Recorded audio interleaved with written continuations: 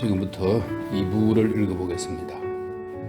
사편 파열들이라는 제목입니다. 1. 페라폰트 신부. 이른 아침 날이 밝기도 전에 알로시아는 잠에서 깼다. 장로가 눈을 떴으며 몸이 극히 허약해졌다는 것을 느끼면서도 침대에서 일어나 안락의자에 앉기를 바랐던 것이다. 그의 의식은 아직 또렷했다. 얼굴은 비록 극도의 피로에 절어 있었지만 그래도 맑고 그의 기쁨에 차 있었으며 시선은 즐겁고 상냥하고 호의적이었다. 오늘 하루를 못 넘길 것 같구나. 그가 알로시아에게 말했다. 그러고 나선 즉시 고해 성사를 하고 성찬을 받고 싶어 했다. 장로의 고해 신부는 언제나 파이시 신부였다. 두 개의 의식이 끝나자 도유식이 시작되었다. 수도사제들이 모여들었고 성방은 조금씩 수도사들로 가득 차게 되었다. 그러는 사이에 날이 밝았다. 수도원의 다른 곳에서도 사람들이 찾아오기 시작했다. 미사가 끝나자 장로는 모든 이들과 작별 인사를 하고 싶다면서 모두에게 입을 맞추었다. 성방이 비좁았기 때문에 먼저 들어온 사람들이 밖으로 나감으로써 다른 사람들에게 자리를 양보했다. 알로샤는 다시 안락의자에 앉은 장로 곁에 서 있었다. 그는 힘 닿는 데까지 설교를 계속했는데 그의 목소리는 힘이 없긴 했어도 아직은 상당히 또렷했다. 얼마나 오랜 세월 동안 여러분들을 가르쳐 왔는지, 고로 얼마나 오랜 세월 동안 큰 소리로 말을 했는지 말하는 것이 이렇게 말을 하면서 여러분을 가르치는 것이 마치 습관처럼 되어 말하는 것보다는 침묵하는 것이 더 힘들 지경입니다. 신부님들, 그리고 친애하는 형제님들, 심지어 내 몸이 지금 이렇게까지 약해졌는데도 말입니다.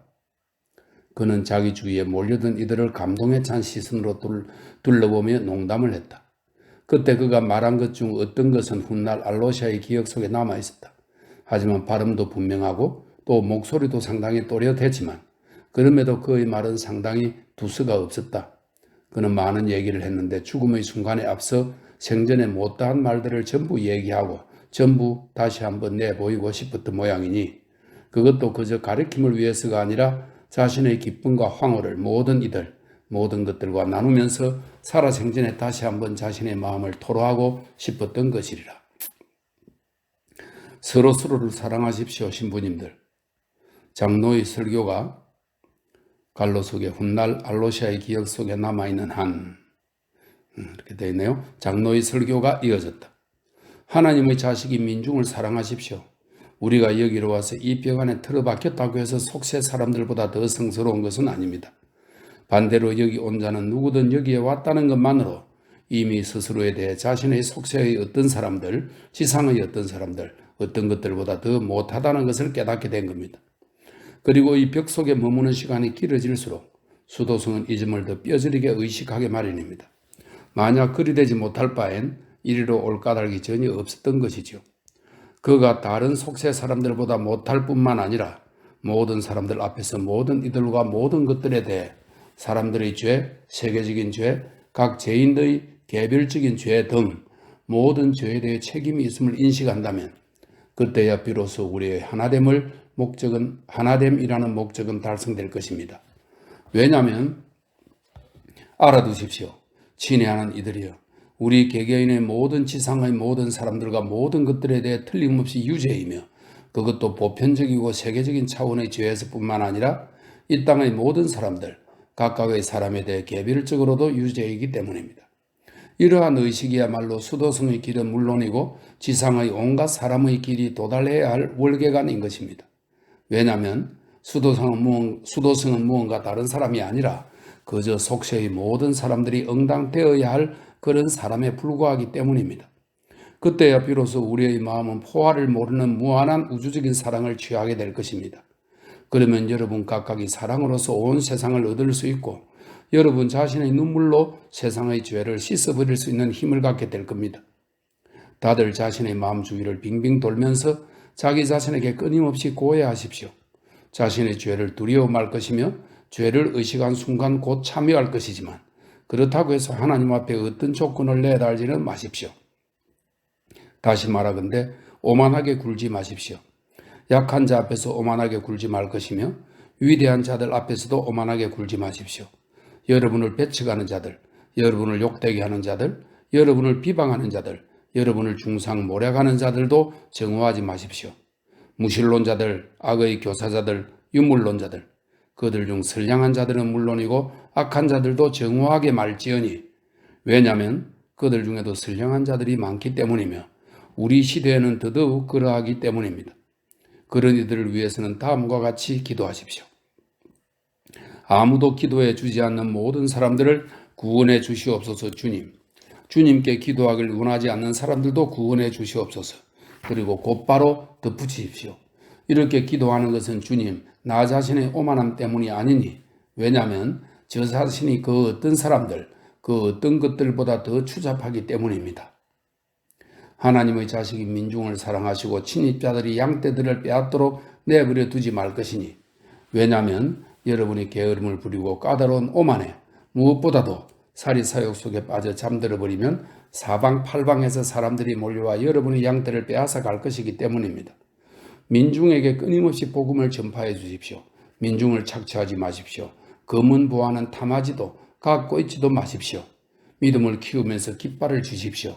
그것을 높이 들어 올리십시오.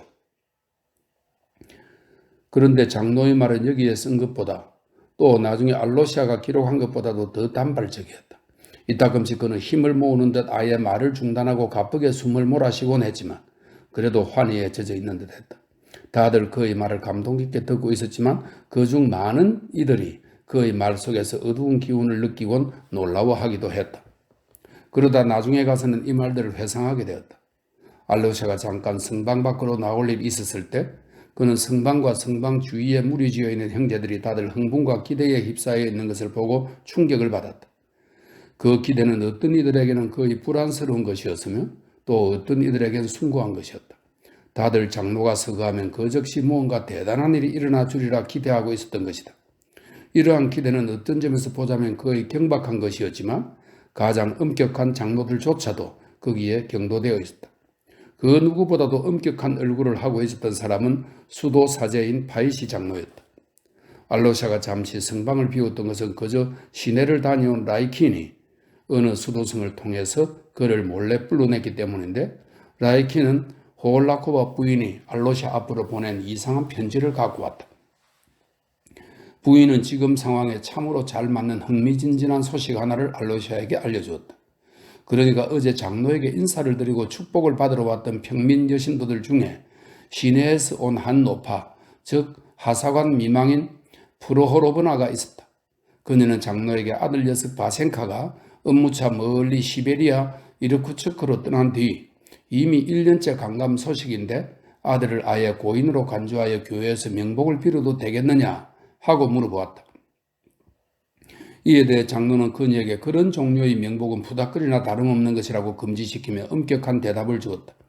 하지만 그러고 나선 그녀가 잘 몰라서 그런 것이니 용서를 베풀고 마치 미래의 책이라도 들여다보는 양 그녀의 아들 바시아는 틀림없이 살아있으니 꼭 그녀를 보러 오거나 아니면 지금 그녀가 집으로 돌아가면 아들이 자기를 기다리고 있으라는 편지를 보내올 것이다 라는 위안을 더 붙였었다. 그래서 어떻게 되었겠어요? 라며 호올라코바 부인은 환희에 들떠 덧붙였다. 예언이 토시 하나 안 틀리고 그대로 실현되었답니다. 심지어 그 이상이었어요. 노파가 집에 돌아가 보니 시베리아에서 온 편지가 진작부터 그녀를 기다리고 있다는 것이었다. 하지만 그뿐이 아니었다. 바시아는 이 편지를 여행 중에 예카체린부르크에서 쓴 것인데 자기가 지금 어느 관리와 함께 어머니가 있는 러시아로 가고 있으니 어머니가 이 편지를 받고 3주쯤 지나면 어머니를 얼싸안을 수 있을 거예요 라고 알려온 것이었다. 호올라코브 부인은 새로 실현된 이 예언의 기적을 즉각 수도 원장과 모든 형제들에게 알려달라며 알로시아에게 열렬하고 집요하게 간청하고 있었다. 이건 모두가 다 알아야 해요. 그녀는 자신의 편지를 끝맺으면서 이렇게 외치고 있었다. 그녀의 편지는 다급하게 서둘러 쓰였으며 편지를 쓴 사람의 흥분이 각 행마다 넉넉히 배어 있었다. 하지만 알로시아가 형제들에게 알리고 자시고 할 것도 전혀 없었으니 이미 다들 모든 걸 알고 있었던 것이다. 라키치는 알로시아를 불러오라며 수도사를 보냈지만 그에게 그것 말고 다른 심부름도 시켰으니 다름 아니라 바이시 신부님께 즉 라키친이 용무가 좀 있다고 공손하게 아뢰어라. 그 용무가 너무 중요한 것이므로 단 1분도 지체하지 말고 알려야 된다. 이런 무례한 청에 대해서는 깊이 고개 숙여 용서를 구하는 바이다. 라고 전하라는 것이었다. 그런데 수도사가 알료사보다는 파이시 신부에게 먼저 라이킨의 말을 전했기 때문에 다시 자기 자리로 돌아온 알료사가 할 일은 그저 편지를 다 읽고 파이시 신부에게 곧장 그 내용을 서류 형식으로 보고하는 것뿐이었다. 그러자 파이시 신부는 남의 말을 좀처럼 믿지 않고 준엄하기로 유명한 사람이었건만 얼굴을 찌푸리고 기적 소식을 읽으면서 어떤 내적인 감정의 동요가 있는 것을 완전히 억누르지 못했다. 그의 눈은 번뜩였으며 입가에는 갑자기 진중하고도 감격스러운 미소가 일었다. 우리가 볼 것이 어디 이뿐이겠습니까? 그의 입에서 이런 말이 불쑥 튀어나왔다. 이보다 더한 것을, 훨씬 더한 것을 보게 되겠죠. 주위의 수도사들이 이렇게 말을 받았지만 바이시 신부는 다시금 얼굴을 찌푸리더니 좀 더 확실해질 때까지 얼마 동안 말이라도 이 일은 누구한테 큰 소리로 알리지 말라고 모든 사람들에게 부탁하면서 이는 속시의 일에는 경박한 것이 많은 데다가 이 사건은 그저 자연스럽게 일어난 것일 수도 있기 때문이라고 조심스럽게 덧붙였는데 이건 마치 양심을 정화하기 위해서인 듯 했고 정작 그 자신도 자신의 변명을 거의 믿지 않는 눈치였으며 그의 말을 듣고 있던 사람들도 이 점을 분명히 간파할 수 있었다. 물론 기적은 바로 이 시간에 수도원 전체로 퍼졌고 수도원의 의식에 참석하러 온 많은 속세 사람들에게도 알려지게 되었다. 기적이 실현되자 그 누구보다도 충격을 받은 사람은 성 실베스트르의 명을 받고 어제 먼 북쪽의 어느 작은 오브도로스크의 수도원에서 온 수도사인 것 같았다. 그는 어제 호홀라코바 부인 곁에서 장로에게 절을 하면서 이 부인의 치료받은 딸을 가리키면서 준엄하게 꾸지람을 하듯 어떻게 감히 이런 일을 하십니까? 라고 묻지 않았던가. 그러니까 그는 지금 진작부터 다소 의욕스러운 상태에 빠져 무엇을 믿어야 할지 거의 몰랐던 것이다. 어제 저녁 무렵 그는 양봉장 뒤의 수도원의 별채에 사는 페라폰다 신부를 방문했는데 이 만남은 그에게 굉장히 무섭다는 느낌을 안겨주면서 큰 충격이 되었다. 이 장로, 그러니까 페라폰트 신부는 대단히 늙은 수도사이자 대단한 금욕주의자의 묵은 수행자로서 앞서 이미 언급했듯 조시마 장로를 적대시했으며 무엇보다도 장로대 자체를 유해하고 경박한 혁신 제도로 여겨서 적대시했다. 이 적대자는 비록 묵은 수행자로서 그의 그 누구와도 말 한마디 주고받는 법이 없었지만 그래도 굉장히 위험했다. 그가 위험인물인 것은 무엇보다도 다수의 형제들이 그에게 전적인 공감을 표시했을 뿐더러 수도원을 떠나드는 속세 사람들 중에서도 아주 많은 이들이 그를 틀림없이 유로지버이라고 생각하면서 동시에 위대한 의인이자 고행자로서 존경했기 때문이었다.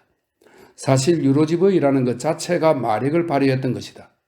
이 페라폰트 신부가 조시마 장로를 찾아오는 일은 결코 없었다.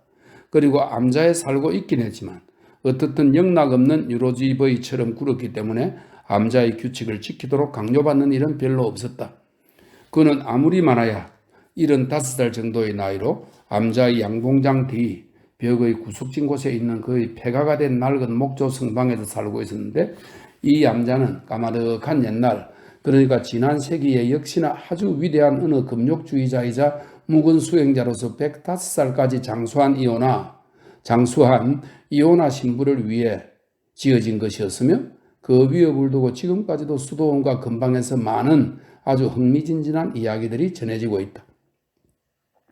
페라폰트 신부는 오랜 노래 끝에 기어코 7년 전쯤에 가장 외진 이 성방에 귀가할 수 있게 되었으며 이 성방은 그냥 오두막에 지나지 않았지만 희사받은 성상들이 굉장히 많았으며 그 앞에 언제나 램프불을 밝혀놓았기 때문에 예배당과 아주 유사한 모습이었고 꼭 이 램프들을 간수하며 불을 밝히도록 페라폰트 신부를 붙여놓은 것 같았다.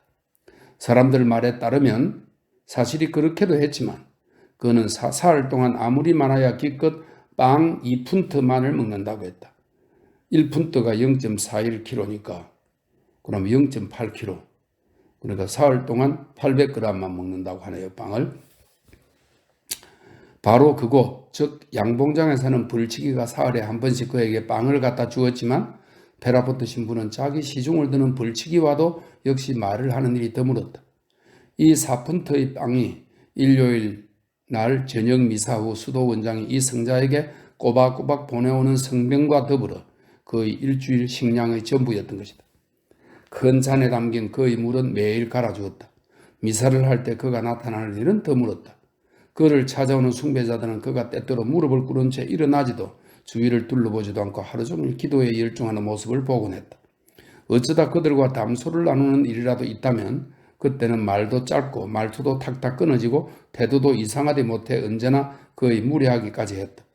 그래도 그가 방문객들과 대화를 나누는 아주 드문 일도 간혹 있긴 한데 그래봤자 대부분의 경우에는 그저 방문객들에겐 늘 커다란 수수께끼나 다름없는 무슨 이상한 말을 한마디 툭 던져놓고서 아무리 부탁을 해도 통 설명도 해주지 않았다. 그나저나 그는 성직자로서의 직위는 갖고 있지 않은 그저 평범한 수도사에 지나지 않았다.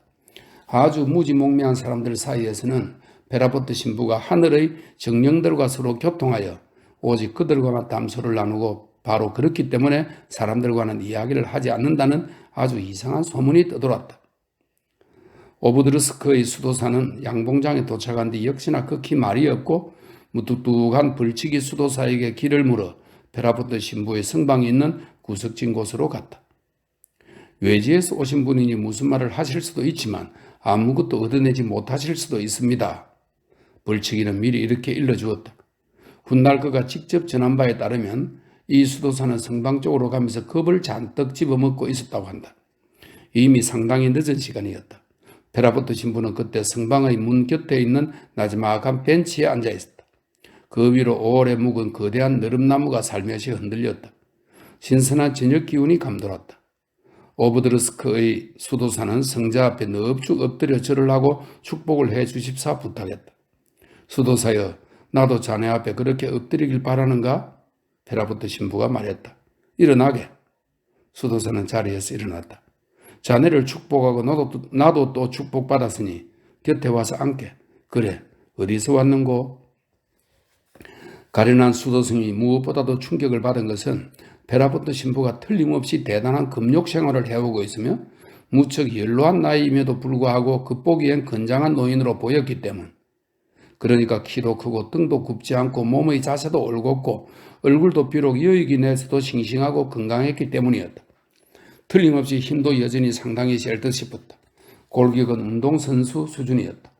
그토록 연로한 나이임에도 불구하고 완전히 백발이 되지도 않았을 뿐더러 머리와 턱에는 아직도 풍성하고 무엇보다도 아주 새까만 머리카락과 수염이 나 있었다. 회색의 커다란 눈은 빛을 발하고 있었고 또 충격적일 정도로 굉장히 툭 튀어나와 있었다. 말을 할 때는 모음 오를 강하게 발음했다. 옷은 옛날에 죄수복 옷감으로 불린 거친 나사지로 된 붉어죽죽하고 긴 외투 같은 것을 입고 있었고 허리에는 두꺼운 밧줄을 메고 있었다. 목과 가슴팍은 드러나 있었다. 외투 밑으로 몇 달씩 벗지 않아 거의 완전히 새까매진 아주 두툼한 삼배 속옷이 살짝 보였다. 그가 외투 밑에 30푼트나 되는 쇠사슬을 달고 다닌다는 말도 있었다. 신발이라면 양말도 신지 않은 맨발에 낡을 대로 낡아 거의 해진 신발을 신고 있었다. 오브드르스크의 조그만 수도원에서 성 셀리베스트르는 앞에서 이미 나온 실베스트르를 말하는 겁니다. 셀리베스트르의 명을 받아왔습니다. 외지에서 온 수도승은 겸손하게 대답을 하면서 약간 겁을 집어먹은 듯 했지만 호기심 어린 시선을 재빨리 돌려가며 은자를 관찰했다. 자네 셀리베스트르 수도원에 간 적이 있었지. 살기도 했었으니까. 셀리베스트르는 잘 있나? 수도사는 머뭇거렸다. 무식한 놈들 같으니. 제게는 어떻게들 지키고 있냐고. 저희의 식사는 암자의 유고한 관례에 따라 다음과 같이 이루어집니다. 사순절은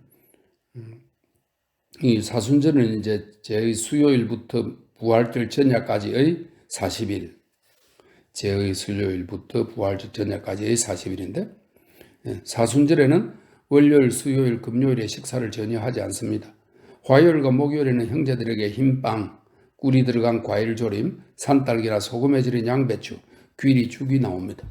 토요일에는 맑은 양배추, 국, 콩이든 국수, 끈덕이는 전혀 없는 죽이 나오는데 어디에나 버터가 첨가되어 있습니다. 주일에는 양배추 국에 말린 생선과 죽이 나옵니다.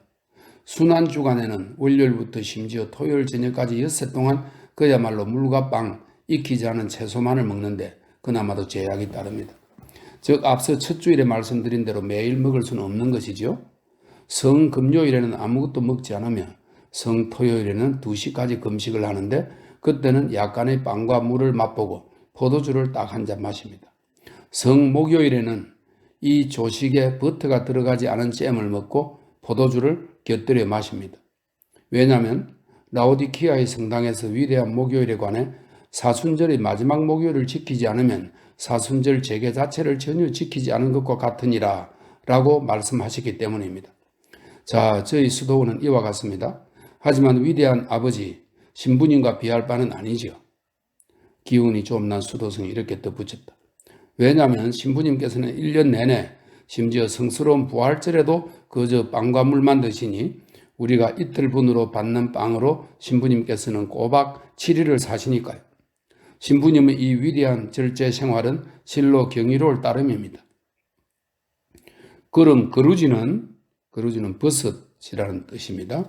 거루지는 베라폰드 신부는 그를 거의 흐에 가까운 기염으로 발음하면서 갑자기 물었다. 거루지라고요?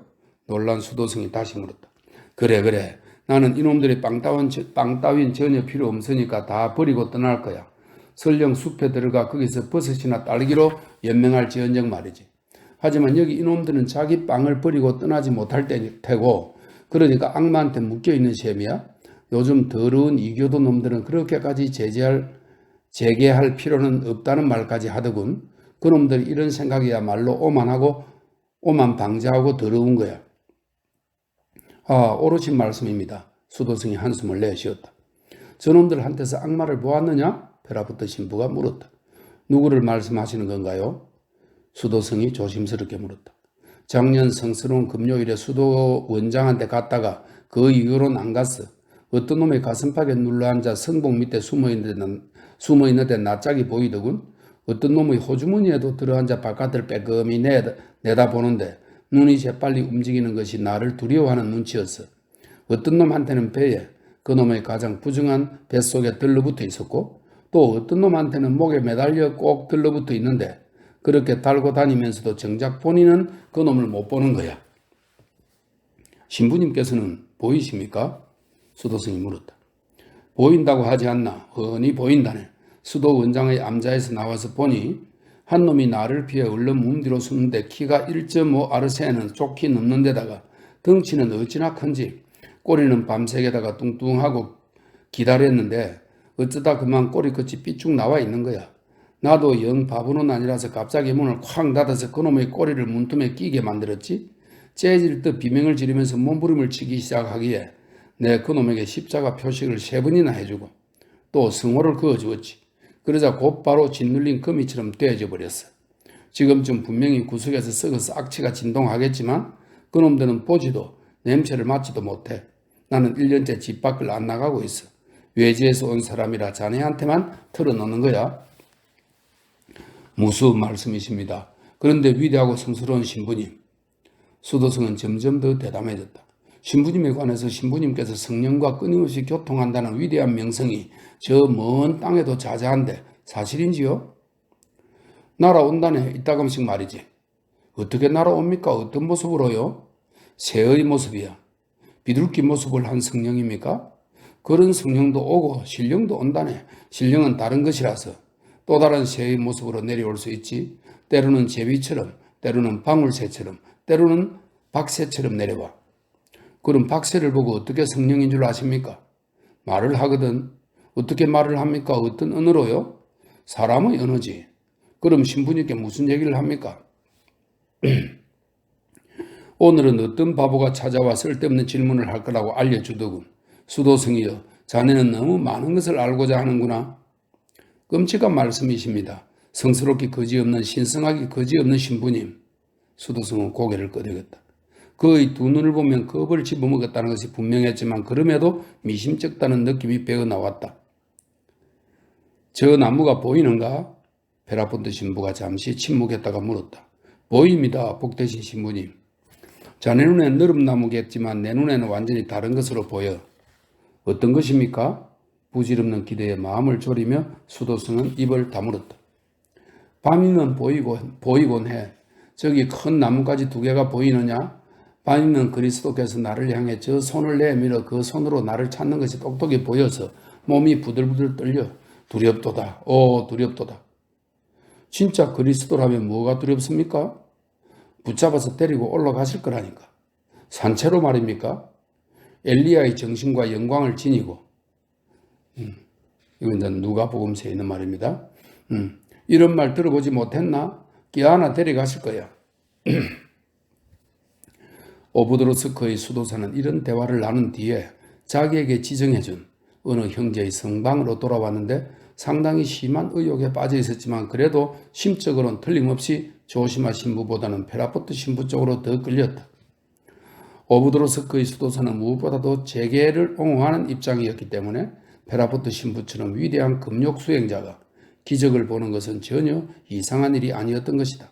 물론 그의 말이 터무니없게 여겨지기도 했지만 어쨌거나 주님은 그 속에, 즉 그 말들 속에 무엇이 들어있는지를 알고 있으며 또 그리스도에게 몸을 바친 유로지브이라면 누구나 그보다 더 어눌한 말이나 행동도 서슴지 않는 법이다.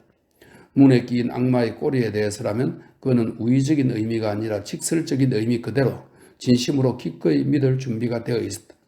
이뿐만 아니라 예전에도 즉 수도원으로 오기 전부터도 그는 장로제에 대해서 대단히 부정적인 편견이 있었는데 지금까지 그저 말로만 들었으면서도 많은 다른 사람들의 생각을 쫓아 그것을 단연코 해로운 혁신제도로 간주했던 것이다.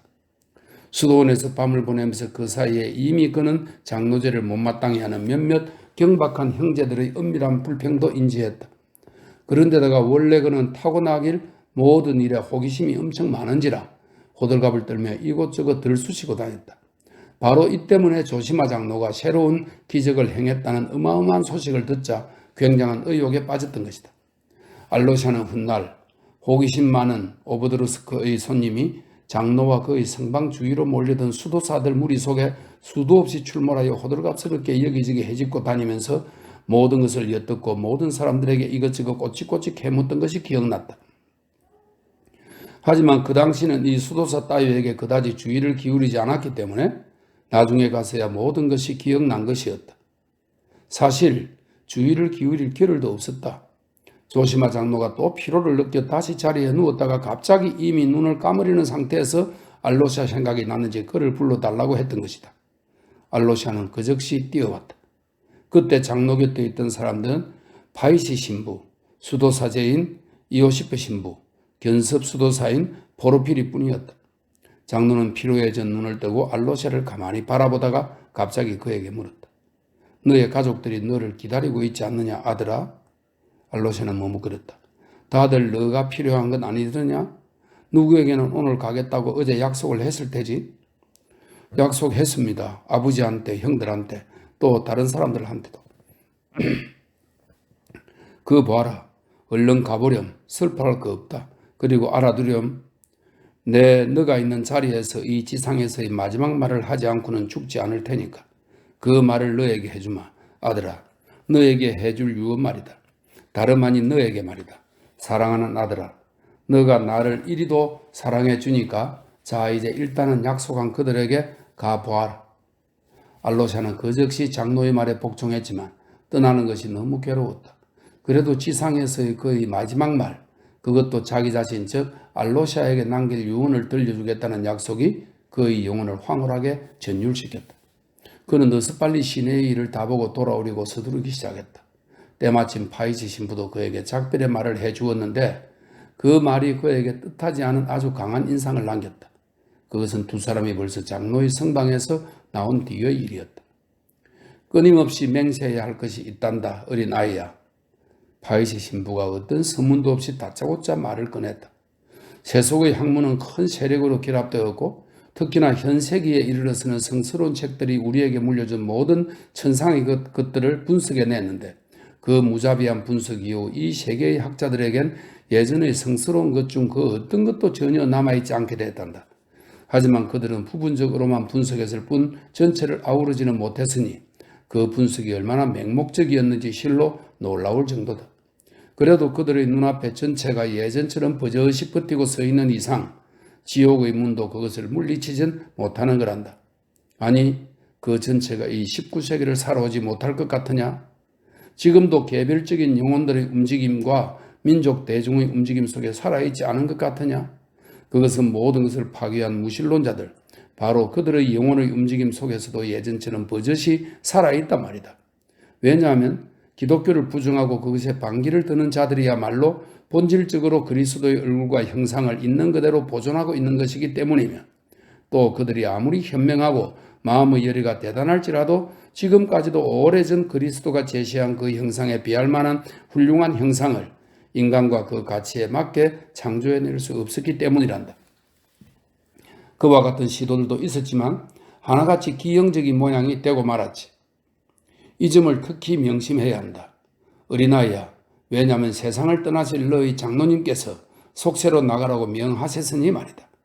이 위대한 날을 상기할 때면 아마 진정 어린 마음으로 너를 보내 너에게 해준 나의 이 말들을 잊지 않고 기억할 테지. 왜냐하면 너는 아직 어린데 속세의 유혹은 힘겨운 것이니 너의 힘으로 그걸 감당하려면 벅찰 테니까. 자, 이제 가 보거라 고아야. 이 말을 하면서 파이시 신부는 그를 축복해 주었다. 수도원에서 나와 이 모든 느닷없는 말을 곰곰 되씹으면서 알로샤는 지금까지 자기에게 엄격하고 준엄했던 이 수도사가 이제는 뜻하지 않은 새로운 친구가 됐음을, 자기를 열렬하게 사랑해주는 새로운 인도자가 됐음을 불현듯 깨달았으니 꼭 조시마 장로가 죽어가면서 그에게 파이시 신부를 남겨준 것만 같았다. 두 분들 사이에 정말로 그런 일이 있었는지도 모르지. 알로샤는 갑자기 이런 생각이 들었다. 방금 그에게 뜻하지 않게 자신의 학문적인 견해를 들려주었다는 것. 이것이야말로 파이시 신부가 그에게 갖고 있는 열렬한 마음을 증명해 주는 것에 다름 아니었다. 그는 이 어린 지성이 유혹들과 투쟁할 수 있도록 가능한 한 빨리 무장시키고 자기에게 맡겨진 이 어린 영혼을 위해 그 자신도 상상할 수 없을 만큼 튼튼한 담장을 세워주려고 벌써부터 서두르고 있었던 것이다. 2. 아버지 집에서. 맨 먼저 알로샤는 아버지 집으로 갔다. 집 근처까지 왔을 때 그는 아버지가 전날 밤에 어떻게든 이반영 몰래 들어오라고 신신당부한 것이 생각났다. 도대체 왜 그러셨을까? 지금 갑자기 알로샤는 이런 생각이 들었다. 아버지가 나한테 따로 하실 말씀이 있다고 하더라도 몰래 들어갈 이유는 없지 않은가? 분명히 아버지는 어제 흥분한 김에 무슨 말을 더 하고 싶었지만 미처 다 하지 못하신 거야. 그는 이렇게 단정지었다. 그럼에도 불구하고 마르파 이그나치 예브나, 그 갈로 속에 그리고리는 병이 나서 곁에 누워 있었다. 그러니까 그리고리의 부인입니다. 그럼에도 불구하고 마르파 이그나치 예브나가 그에게 쪽문을 열어주면서 그의 물음에 대해 이반 표도로비치는 벌써 2시간 전에 나갔다고 알려주자 몹시 기뻤던 것이다. 그럼 아버지는 일어나셔서 커피를 들고 계십니다요. 마르파 이그나치 예브나가 어쩐지 건조하게 대답했다. 알로샤는 안으로 들어갔다. 노인은 슬리퍼를 신고 낡은 외투를 걸친 채 식탁 앞에 혼자 앉아서 별다른 주의도 기울이지 않고 그저 심심풀이로 무슨 장부를 들여다보고 있었다. 집안에는 완전히 그 혼자밖에 없었다. 스메르자코프도 점심 식사에 쓸 식료품을 사러 나가버렸다. 그런데 장부도 영 재미가 없었다. 아침 일찍 침대에서 일어나 원기를 회복하고 있었지만 그래도 피곤하고 허약한 기색이 역력했다. 간밤에 커다랗고 시풍은 멍이 생겨버린 그의 이마는 붉은 수건으로 싸매져 있었다. 코도 역시 하룻밤 동안에 심하게 부어올라 거기에도 역시 그다지 심각하진 않지만 그래도 점처럼 피멍 몇 개가 들어있었는데 그 덕분에 그의 얼굴 전체가 진짜로 어쩐지 유달리 표독스럽고 짜증스러워 보였다. 이것을 노인이 더 잘 알고 있었던 터라 방 안으로 들어오는 알로샤를 쳐다보는 시선은 떨떠림하기만 했다. 커피가 식었어. 그가 퉁명스럽게 소리쳤다. 권하지 않으마. 나는 오늘 얘야 이렇게 재개용 생선 수프만 들고 앉아있어서 아무한테도 청하지 않는 거다. 그런데 왜 왔느냐? 아버지의 몸이 좀 어떤지 알아보려고요. 알로샤가 말했다. 그래, 그것 말고도 내가 내 입으로 어제 너한테 좀 와달라고 했지. 죄다 헛소리였는데 공연히 힘든 걸음을 했구나. 하긴 나도 알고 있었어. 너가 이제 곧 나타나겠다 싶었지. 그는 이 말을 하면서 죄다 마음에 안 들어 죽겠다는 표정이었다. 그러는 동안 자리에서 일어나더니 자신의 코를 근심스럽게 쳐다보았다. 아침부터 마음보는 좋게 되었을 것이다. 이렇게 괄호 속에 글이 있네요. 이마에 두른 붉은 수건도 좀 더 예쁘게 바로잡기 시작했다. 그래도 붉은색이 낫다. 흰색은 병원 냄새가 나거든. 그가 무슨 격언이라도 읊조리듯 말했다. 그래, 저기 너희 수동은 어떠냐? 너희 그 장로님은? 장로님이 아주 안 좋으세요. 아마 오늘을 못 넘기실 거예요. 알로샤는 이렇게 대답을 했지만 아버지는 숫째 대답을 듣지도 않았고 자기가 던진 질문마저도 곧장 잊어버렸다. 이반은 나갔다. 그가 갑자기 말했다. 그는 미치카의 신부감을 빼앗으려고 아주 용을 쓰고 있어. 여기 사는 것도 그 때문이지. 그는 표독스럽게 덧붙인 뒤 입을 실룩거리면서 알로샤를 쳐다보았다. 형이 직접 아버지한테 그렇게 말했어요? 알로샤가 물었다. 그래, 그것도 오래전에 말했지. 너희 생각이 어떻든 그렇게 말한 지 3주는 좋게 되었다. 선원도 나를 몰래 찔러 죽이려고 여기 온 건 아닐 거 아니야? 여기 온 데는 뭐든 목적이 있을 거 아니야? 아버지 무슨 말씀을 그렇게 하세요? 알로샤가 너무 당혹스러워 어쩔 줄을 몰라 했다. 사실 돈을 달라고 하지도 않아. 어떻든 나한테는 땡전 한 푼 못 받을 테니까. 나로 말할 것 같으면 친애에 맞지 않는 알렉세이 표도로비치. 가능한 한 이 세상에서 오래 살 작정인데 자네가 이 점을 알아두었으면 하네만. 그렇기 때문에 나는 동전 한 입이라도 더 필요한 게야. 오래 살면 살수록 동전은 더 필요해지는 법이거든. 그는 노란 여름용 삼배로 된 때 묻은 헐렁한 외투의 호주머니에 두 손을 찔러 넣은 채 방의 이구석 저구석을 오가면서 말을 계속했다. 지금 나는 고작 해야 55살이니까 아직도 어떻든 사내로는 손색이 없지만 아직 20년은 더 사내 노릇을 하고 싶은데 그러다 폭삭 늙어버리면 영 추잡해질 때고 그때면 전현들이 제발로 나한테 오지는 않을 테니까. 자, 바로 그때 내게 돈이 필요할 거 아니냐? 바로 그렇기 때문에 지금 되도록이면 좀 더 많이 돈을 모아두는 건데 이건 오로지 나 하나만을 위해서니까. 친애하는 내 아들 알렉세이 표도로비치, 자네도 이 점은 잘 알아두시길. 왜냐하면 나는 끝까지 이 추잡함 속에 허덕이며 살고 싶거든. 그러니까 자네가 이 점을 잘 알아두었으면 해. 추악함 속에 허덕이는 것이 더 감미로운 법이거든. 다들 욕을 하면서도 그 속에서 허덕이고 있는데 다만 다들 몰래 그 짓을 하지만 난 탁 터놓고 한다는 말이지. 내 이렇게 하늘을 우러러 한 점 부끄러움이 없건만 이런 나를 온갖 추잡한 놈들이 못 잡아먹어 안달이라니까. 그나저나 알렉세이 표도로비치, 자네의 그 천국이라면 나는 들어갈 마음이 없어. 자네가 이 점을 또 알아두었으면 해. 정신이 똑바로 박힌 사람이라면 군의 그 천국 따위에 들어간다는 건 점잖지 못한 일이야. 설사 천국이라는 것이 저 세상에 진짜로 있다고 하더라도 말이야. 아무래도 내 생각엔 잠이 들면 깨어나지도 않고 뭐 그걸로 그냥 아무것도 없는 거야. 자네가 원한다면 내 명복을 빌어줘도 좋지만 그것도 싫다면 젠장 그만두시길. 자, 바로 이게 나의 철학이 옳시다. 어제 이반은 여기서 말 한번 그럴듯하게 잘하더구나. 우리 모두 지혜에 있긴 했지만 이반은 허풍쟁이야. 그놈한테 무슨 대단한 학식이 있는 것도 아니고 게다가 무슨 특별한 교양이 있는 것도 아니야. 그저 잠자코 있다가 그렇게 잠자코 사람들의 얼굴을 보곤 피식 웃어주는 거지. 그놈의 수법이란 이런 거야. 알로샤는 그의 말을 잠자코 듣고만 있었다. 왜 그 녀석은 나하고 말을 하지 않는 거냐? 말을 해도 괜히 비꼬기만 한다니까? 너 형 이반은 야비한 놈이야. 지금 나는 마음만 내키면 당장 크루셴카와 결혼한다. 돈만 있다면야. 알렉세이 표도로비치, 원하는 건 다 되는 법이라오.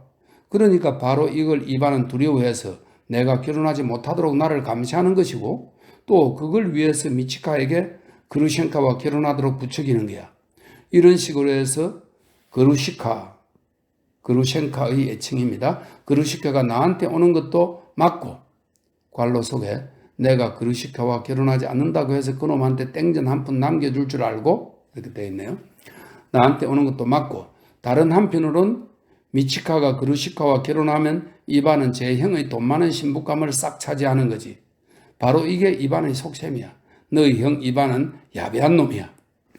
아버지는 지금 신경이 너무 날카로우세요. 어제부터 그러셨어요. 가서 좀 누우시는 편이 좋겠어요. 알로샤가 말했다. 드디어 네가 그 말을 하는구나. 그것이 이제야 처음으로 그의 머릿속에 떠오르는 양 노인이 갑자기 한마디 했다. 네가 말하면 화가 나지 않는데 똑같은 말을 만약 이반이 했더라면 그놈한테는 화를 냈을 거다. 너랑 있을 때만은 나도 더러 착해진다니까? 사실 난 정말로 못된 놈이 아니야. 아버지는 사람이 못된 것이 아니라 그저 좀 삐뚤어졌을 뿐이에요. 알료사가 미소를 지었다. 들어봐라. 그 날강도 미치카를 오늘 당장 감옥에 쳐넣고 싶은 마음이 굴뚝 같지만 어떻게 결정을 내려야 할지를 통 모르겠구나. 물론 요즘 세상에는 아비 어미를 무슨 편견 덩어리로 여기는 것이 유행처럼 통하지만 아니 제 아무리 현대라고 해도 늙은 아비의 머리채를 끌어다니고 그것도 모자라 다름 아닌 아비의 집 마룻바닥에서 제 아비의 낯짝을 구두굽으로 짓밟으라는 법은 어디에도 없는 것 같은데 이놈은 사람들이 다 보는 앞에서 다시 와서 아주 숨통을 끊어버리겠다고 엄포를 놓고 있으니 내 지금이라도 당장 마음만 내키면 이놈을 탁 낚아서 어제의 일을 건수로 감옥에 쳐넣을 수도 있어. 그러니까 고소하실 생각은 아닌 거죠. 그죠? 이반이 말리더라. 이반 요 녀석의 말은 퇴퇴 침이나 좀 뱉어주면 그만이지만 실은 나한테도 그 나름의 계산이 있거든. 그러면서 그는 알료사에게 몸을 굽히고서 비밀이라도 털어놓을 듯 친밀하게 귓속말로 계속했다. 내가 저놈, 저 야비한 놈을 감옥에 쳐넣으면 그 계집은 내가 저놈을 쳐넣었다는 소리를 듣자마자 당장 그리로 달려갈 거야. 그런데 만약 오늘 저놈이 나를, 이 허약한 노인을 반쯤 죽도록 때렸다는 소리를 들으면 그놈을 버리고 곧장 나한테 병문안을 올 거야. 성격이 그렇게 떼먹어서 청개구리처럼 뭐든 반대로만 하려고 든다니까? 내 그 계집을 훤히 알지. 그나저나 꼬냑 좀 마시겠느냐? 식은 커피라도 좀 마셔라. 내 너한테 꼬냑을 4분의 1 정도 따라줄 테니까 이러면 맛이 제법 좋아진단다 얘야. 아니요. 고맙지만 됐어요. 정 주신다면 여기 빵을 가져갈게요. 알로시아는 이렇게 말한 뒤 3루블짜리 프랑스 빵을 집어 성복의 호주머니 안에 넣었다. 그리고 콘약은 아버지도 이제 그만 마셨으면 싶은데요. 그가 노인의 얼굴을 들여다보면서 걱정스러운 듯 충고했다. 이 말이 맞아. 짜증만 더 나고 도대체 마음이 편해지질 않는구나. 그래도 딱 한 잔만 더 했으면 싶은데 지금 저기 찬장에서 그는 열쇠로 저기 찬장을 열고 곤약을 한 잔 따라 마신 뒤 찬장을 잠그고 열쇠는 다시 호주머니 안에 집어넣었다. 이제 됐어. 이거 한 잔 마셨다고 떼지진 않겠지. 보세요. 이제는 조금 더 착해지셨잖아요. 알로샤가 미소를 지었다. 나는 너라면 꼬냑을 안 마셨어도 좋아하지만 야비한 놈들을 상대할 땐 나도 야비한 놈이 되지. 방카는 이반의 애칭 혹은 비칭입니다. 방카는 체르마 시냐에 안 간단다. 왜? 행류 그루셴카가 오면 내가 그 계집한테 돈을 잔뜩 주지 않을까 감시를 해야 되거든. 죄다 야비한 놈들 투성이야. 나는 이반이라는 놈을 전혀 인정하지 않아. 어디서 저런 놈이 나온 걸까? 우리와는 영혼 자체가 영 다른 놈이야. 그런데도 내가 그 놈에게 뭘 남겨줄 줄 알고? 유산이라면 아예 안 줄 거다. 너희들도 이건 알아둬야 될 거다. 미치간 녀석이라면 내 바퀴벌레처럼 확 눌러버릴 거야. 안 그래도 밤마다 검은 바퀴벌레들을 슬리퍼로 눌러 죽이곤 해. 눈앞에 나타나기만 하면 탁 튕겨 나가는 거야. 너희 형 미치카도 튕겨 나갈 거야. 너희 형 미치카라고 한 건 네가 그놈을 좋아하기 때문이야. 그래, 넌 그놈을 좋아하지만 너가 그놈을 좋아한다고 해도 나 무섭지 않아. 이반이 그놈을 좋아한다면 나는 내 신변이 염려스러워서 이반이 그놈을 좋아하는 걸 무서워했을 거야. 하지만 이반은 아무도 좋아하지 않아. 이반은 우리와는 전혀 다른 사람이야. 이반 같은 놈들은 얘야 우리와는 전혀 다른 사람들이란 말이다. 그 녀석은 뽀얗게 일어나는 먼지 같다. 어제 너한테 오늘 오라고 했을 때 내 머릿속에 멍청한 생각이 떠올랐었어. 즉 너를 통해서 미치카에 대해 알고 싶었던 건데 내가 그놈한테 지금 당장 1,000 아니 뭐 2,000 정도를 던져주면 추잡한 비릉뱅이 같은 그놈이 얼씨구나 하면서 한 5년 아니 35년 정도 여기서 완전히 꺼져줄까? 물론 그루시카는 그냥 두고 그러니까 그루시카는 완전히 포기하고서 말이야. 응? 나는 내가 형한테 물어볼게요. 알로시아가 더듬거렸다. 3,000이라면 어쩌면 형도 집어치워라. 이제 물어보고 자시고 할 것도 없어. 아무것도 필요 없어. 생각이 바뀌었거든. 어제는 내 머리가 아주 돌대가리가 됐는지 그런 멍청한 생각이 떠올랐을 뿐이야. 아무것도 안 줄란다. 국물도 없어. 내 돈은 바로 나한테 필요한 거니까. 노인은 손을 내저었다. 구태여 그게 아니더라도 나는 그놈을 바퀴벌레처럼 눌러버릴 거다. 그놈한테는 아무 말도 하지 마라. 무슨 말을 했다간 괜히 김치국부터 마실 테니까. 그리고 너도 여기서는 할 일이 전혀 없으니 이제 가봐. 그나저나 그 신부감 말이다. 그놈은 줄곧 나한테 안 보여주고 꼭 감춰두기만 하는데 그 가체리나 이바노보나라는 여자는 그놈한테 시집을 가는 거냐 안 가는 거냐. 네가 어제 그 여자 집에 갔다 온 것 같은데 그녀는 어떤 일이 있어도 형을 포기하지 않을 거예요. 그거 봐. 원래 이런 얌전한 귀족 아가씨들이 그런 놈들을 방탕하고 야비한 놈들을 좋아하거든. 하지만 내 너한테 분명히 말해두지만 이런 창백한 귀족 아가씨들이야말로 걸레야. 그렇지 말고. 뭐 어떻든 내가 그놈만큼 젊었다면 그 나이 때에 내 얼굴만 갖다 대면 관로석에 28살 때 나는 그놈보다 훨씬 잘생겼지.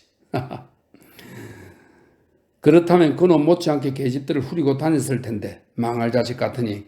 하지만 그래봤자 그루셴카는 손에 넣지 못할 거야.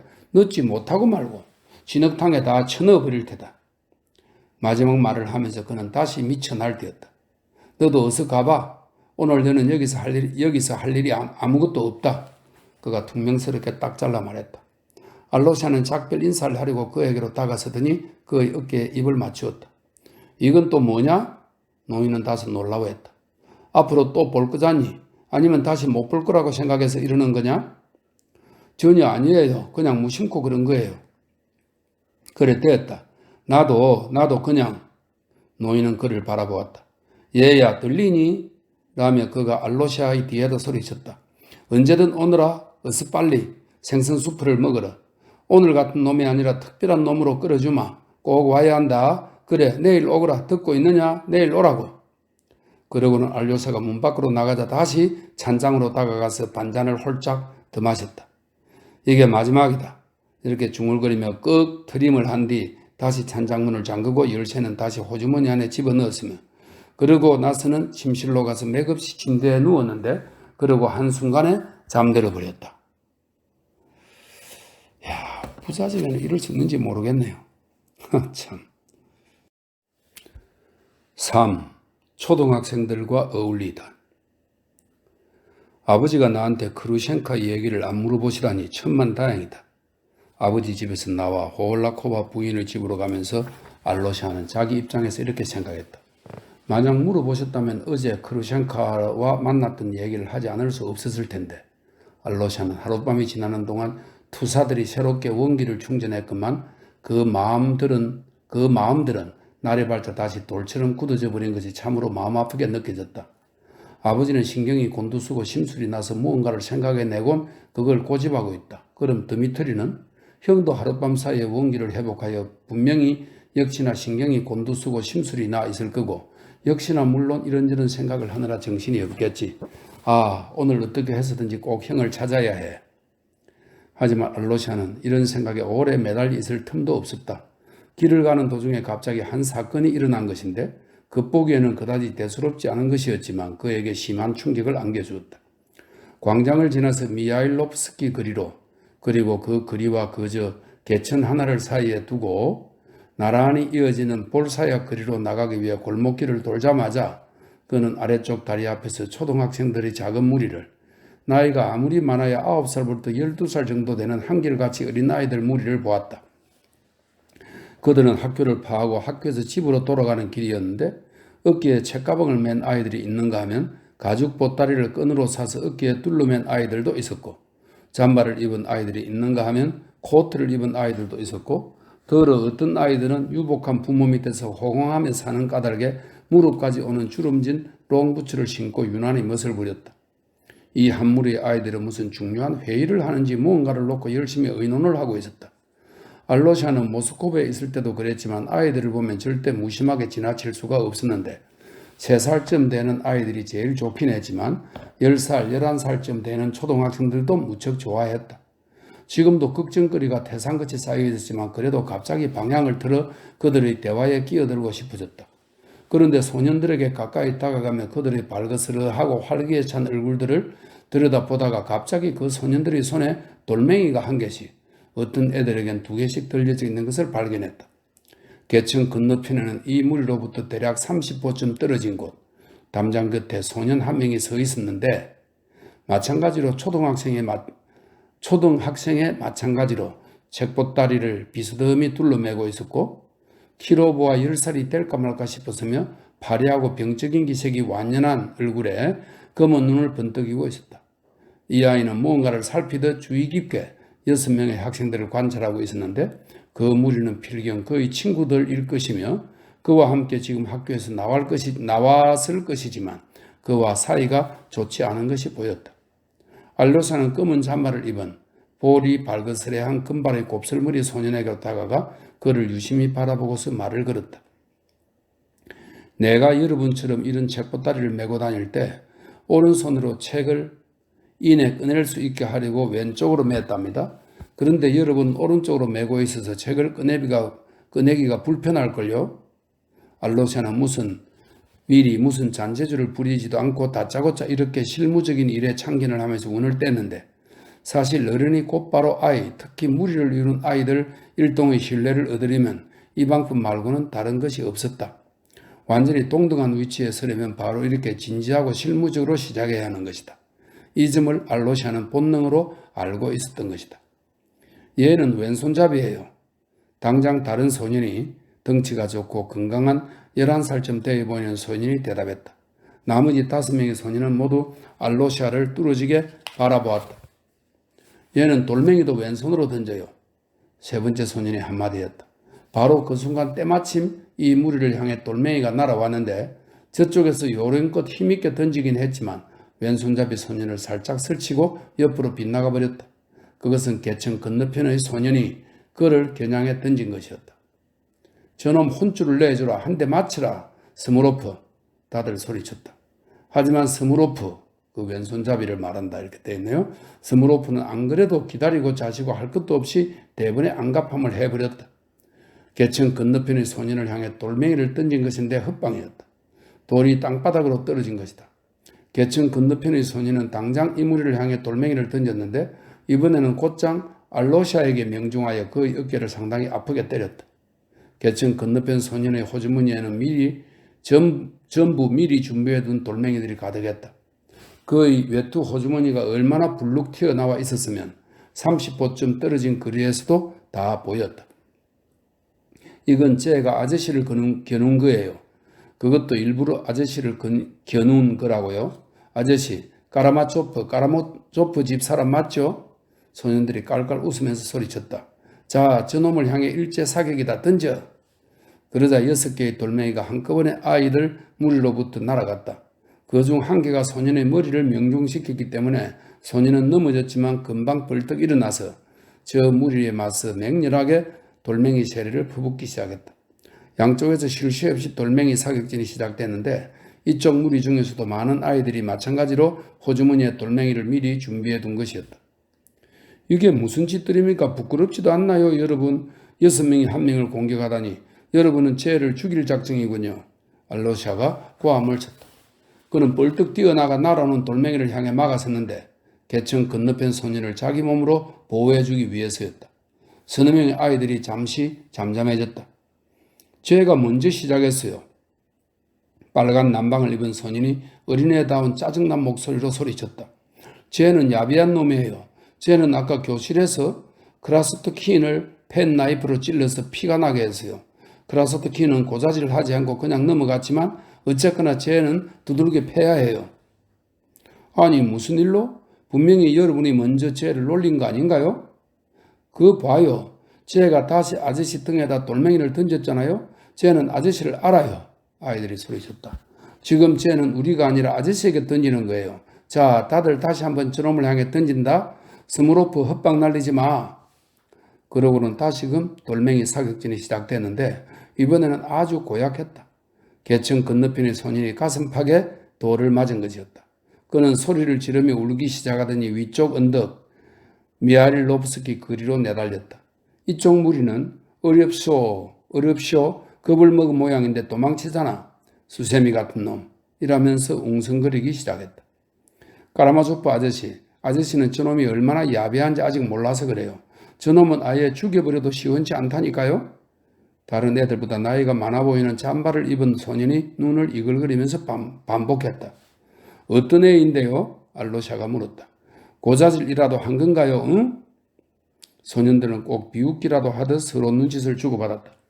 아저씨 저쪽 미알리롭스키 거리로 가시는 거죠? 바로 그 소년이 계속했다. 그러면 지금 저놈을 쫓아가서 저기 보이죠? 저놈이 다시 걸음을 멈췄네요. 아저씨를 쳐다보면서 기다리는 거예요. 그러니까 저놈한테 물어보세요. 저놈이 너덜너덜해진 목욕탕 수세미를 좋아하는지 어떤지 듣고 계세요? 그렇게 물어보라고요. 다들 깔깔대고 웃는 소리가 울려 퍼졌다. 알로시아는 그들은 알로시아를 쳐다봤다. 아저씨 가지 마세요. 저놈한텐 흠신 얻어맞을걸요. 스무로프가 경고삼아 소리쳤다. 여러분, 난 쟤에게 수수미의 얘기는 물어보지도 않았는데 여러분이 그걸로 어떻게든 쟤를 놀리고 있는 게 분명하니까 그 대신 쟤한테 여러분이 무엇 때문에 쟤를 미워하는지 알아봐야겠군요. 알아보세요. 알아보라고요. 소년들이 웃기 시작했다. 알로샤는 다리를 건너서 담장 곁 언덕을 따라 곧장 따돌림을 당해 외톨이가 된 소년에게로 갔다. 두고 보라죠. 그의 등 뒤에서 아이들의 경고소리가 들렸다. 저놈은 아저씨를 무서워하기는커녕 갑자기 몰래 찌를걸요. 크라스프키 내게 한 것처럼요. 소년은 자기 자리에서 꼼짝도 하지 않고 그를 기다렸다. 알로샤가 아주 가까이 다가가서 보니 이건 9살도 되지 않은 키도 작고 허약한 파리하고 여인 가림한 얼굴을 지닌 어린아이였는데 그를 쳐다보는 짙고 커다란 두 눈에는 적개심이 이글거렸다. 아이가 입고 있는 외투는 상당히 낡고 오래된 것으로 그에게는 너무 커서 꼭 병신같이 보였다. 헐벗은 팔이 외투의 소매자락 바깥으로 튀어나와 있었다. 바지의 오른쪽 정강이 부분에는 덕감이 커다랗게 대져 있었고 오른쪽 장화는 엄지발가락이 닿는 장화 코 부분에 커다란 구멍이 뚫려 있어서 잉크로 심하게 칠을 해놓은 것이 보였다. 불룩한 외투 호주머니에는 돌멩이가 가득 들어있었다. 알로샤는 두 발짝 정도 떨어져 그의 앞에서 걸음을 멈춘 뒤 의문스럽다는 듯 그를 쳐다보았다. 소년은 알로샤의 눈을 보고 그가 자기를 때릴 생각은 없다는 걸 당장 알아채자 역시나 기세를 꺾고 자기가 먼저 말을 걸어왔다. 나는 혼자고 쟤들은 6이지만 나 혼자서 저놈들을 모두 때려 눕히고 말 거예요. 그는 갑자기 이렇게 말하면서 눈을 번뜩였다. 돌멩이 하나에 아주 호되게 맞은 것 같은데 알로샤가 지적했다. 하지만 난 스무로프의 머리를 명중시켰어요. 소년이 소리쳤다. 저기 아이들이 말로는 군이 나를 알고 있고 무슨 까닭이 있어서 나한테 돌멩이를 던졌다던데 알로샤가 물었다. 소년은 음울하게 그를 쳐다보았다. 나는 군이 누구인지 몰라요. 하지만 군은 나를 아는 건가요? 알로샤가 자꾸 물었다. 자꾸 귀찮게 하지 마세요. 소년은 갑자기 짜증을 내며 버럭 소리를 질렀는데 그러면서도 제자리에서 꼼짝도 않고 꼭 줄고 무언가를 기다리는 듯 다시금 적개치면서 눈초리를 번뜩였다. 좋아요. 그럼 나는 그냥 가도록 하죠. 알로샤가 말했다. 단 나는 군이 누군지도 몰라도 군을 놀리는 것도 아닙니다. 저 아이들은 군을 놀려준다고 했지만 나는 군을 놀릴 마음이 전혀 없습니다. 그럼 잘 가길. 수도사가 양복바지를 입고 다닌다. 소년은 여전히 예의 그 적개심에 찬 도전적인 눈초리로 알로시아의 동태를 지켜보면서 이렇게 소리치고선 이제야말로 알로시아가 기필코 자기에게 덤벼들 거라고 짐작하고 싸울 태세를 취했지만 알로시아는 몸을 돌려 그를 한번 바라보고는 제 갈 길을 갔다. 하지만 세 걸음도 채 못 가서 소년의 호주머니에 있던 자갈돌 중 제일 큰 놈이 날아와 그의 등을 때렸다. 아니 지금 뒤에서 던진 겁니까? 그러니까 저애들이 말한 게 사실이었군요. 군을 두고 몰래 덮치는 버릇이 있다고 하던데. 알로샤는 다시 몸을 돌렸지만 이제 소년은 숫제 악에 받쳐서 다시 알로샤에게 돌멩이를 그것도 곧장 얼굴을 겨냥해서 던졌는데 마침 알로샤가 제때 몸을 피했기 때문에 돌멩이는 그의 팔꿈치에 맞았다.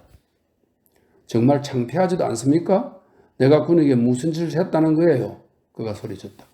소년은 정말 이번이야말로 알로샤가 틀림없이 자기에게 덤벼들 거라고 생각하곤 잠자코 오직 그것만을 기다리며 전투태세를 취했다. 하지만 상대방이 이번에도 덤벼들지 않은 것을 보자 완전히 새끼들 짐승처럼 열을 받아버렸다.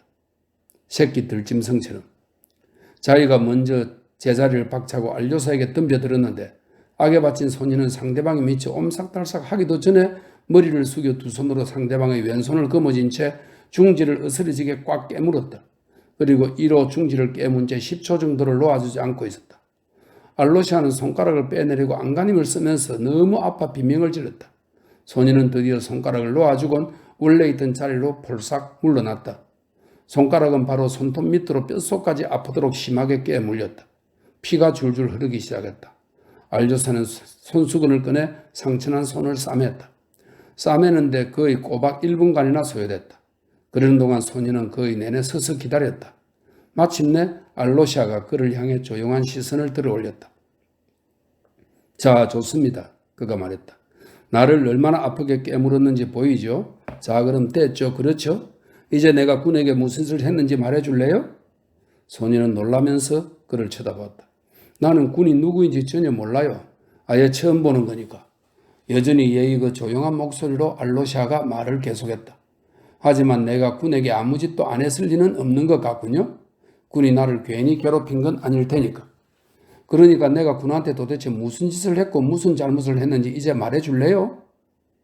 소년은 대답 대신에 갑자기 큰 소리로 엉엉 울음을 터뜨렸고 그러면서 갑자기 알로시아한테서 달아나기 시작했다.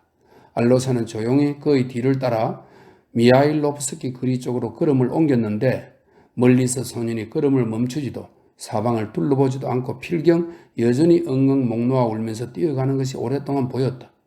그는 시간이 되는 대로 꼭 저 아이를 찾아내어 굉장한 충격을 안겨준 이 수수께끼를 해명해야겠다고 마음먹었다. 하지만 지금은 그럴 겨를이 없었다.